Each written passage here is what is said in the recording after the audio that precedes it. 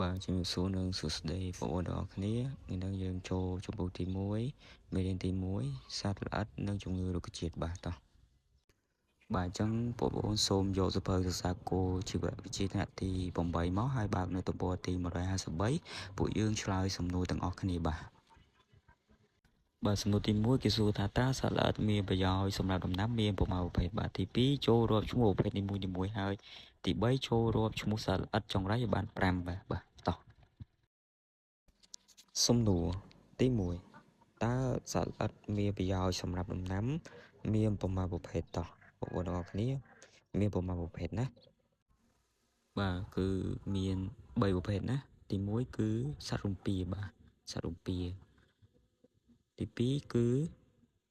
ប៉ារ៉ាសិតបាទហើយទី3គឺពពួកមីក្រូសារពាង្គកាយដែលបង្កជំងឺ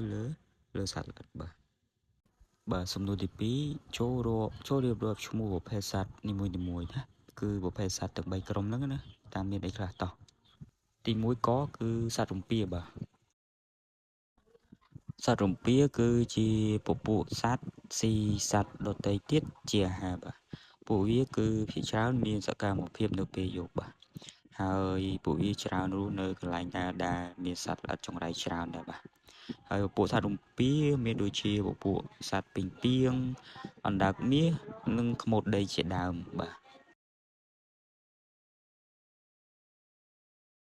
ទី2ខគឺពពួកប៉ារ៉ាសិតបាទពួកនេះគឺវារស់នៅកន្លែងណាដែលមានសត្វល្អិតចង្រៃមិនថាតិចឬក៏ច្រើនទេបាទហើយប្រភេទពពួកប៉ារ៉ាសិតនេះទៀតសោតគឺវាងាយនឹងទទួលឥទ្ធិពលថ្នាំកសិកម្មលឿនជាងពពួកសត្វរំពាផងដែរបាទហើយពពួកប៉ារ៉ាសិតនឹងមានដូចជា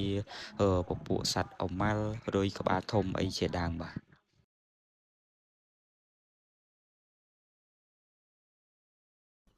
បាទប្រភេទទី3គឺពពួកសត្វមីក្រូសារពាង្គកាយដែលវាបង្កជំងឺទៅលើសត្វល្អិតចង្រៃហ្នឹងបាទមានដូចជាពពួកផ្សិតពពួកបាក់តេរីនិងវីរុសអីជាដើមបាទហើយពពួកនេះគឺវាងាយនឹងទទួលរងឥទ្ធិពលថ្នាំកសិកម្មលឿនជាងប្រភេទសត្វរំពាផងដែរបាទសំណួរទី3ចូលរៀបរាប់ឈ្មោះសត្វល្អិតចង្រៃឲ្យបាន5ណាសត្វល្អិតចង្រៃបាទមានដូចជាទី1គឺពពួកមមាញបាទពពួកមមាញបាទទី2គឺពពួកដង្កូវរូងស៊ីក្នុងដើមបាទពពួកហ្នឹងគឺវារស់នៅតែនៅក្នុងដើមរបស់ដំណាំយើងទេបាទឧទាហរណ៍ដូចជានៅក្នុងដើមស្រូវជាដើមបាទទី3គឺមេស្រឹងបាទមេស្រឹងហ្នឹងគឺវាជជក់គ្រាប់ស្រូវរបស់យើងនៅពេលដែលស្រូវយើងដាក់ទឹកដោះគឺពពួកហ្នឹងគឺវាតែងតែបំផ្លាញដោយការបឺតយកទឹកដោះគ្រាប់ស្រូវទី4គឺដង្កូវបំពង់កាត់ស្លឹកបាទដង្កូវប្រភេទហ្នឹងគឺវាចូលចិត្តបំផ្លាញស្លឹករុក្ខជាតិបាទគឺវាស៊ីស្លឹករុក្ខជាតិមិនឲ្យលូតលាស់បានល្អទេបាទទី5គឺពពួកចៃបាទពពួកចៃហ្នឹងគឺវាចូលចិត្តមែនទែននៅពេលដែលដំណាំរបស់យើងយកបានប្រហែលជាមួយអាទិត្យណា